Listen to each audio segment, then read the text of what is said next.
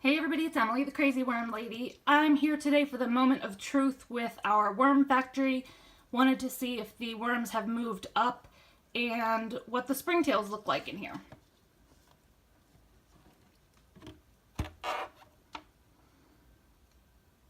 Nothing on the lid, no mites or anything. But as I get down closer here,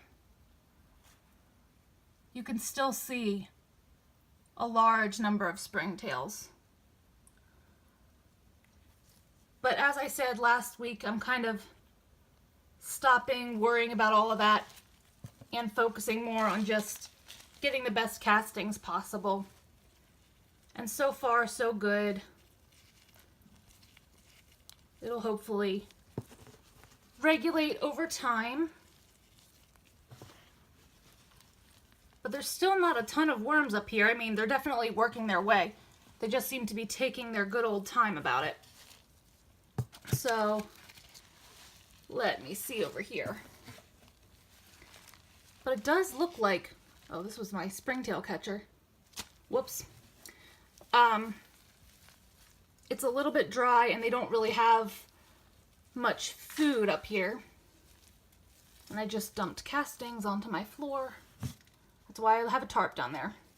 So I'm going to add some coffee grounds. Those are usually pretty wet, and a few pieces of watermelon. That usually brings them out in droves. So let me get this can open. Got a nasty can of coffee grounds that are disgusting and moldy. I'm just going to, if I can, plop some of these out of here. So definitely pretty wet, so that will help. And let me grab a few pieces of watermelon and we will cover this all up. So only the best for my worms. I always leave very generous chunks of flesh left on my watermelons. So we have coffee grounds over here, 2 pieces of watermelon. Always want to bear in mind that watermelon is very water rich, so it will release a lot of liquid. That's why I only added 2 pieces and I spread them out pretty well. So I'm going to sprinkle this with eggshell and then we'll pour some dry bedding on top. Alright, so I sprinkled the eggshell and now I'm going to add some dry bedding here. Not a lot, but I think that should suffice. I'm really not getting any sort of fruit flies in this particular bin. I think because the lid closes fairly well. So I may regret this because the watermelon wasn't frozen.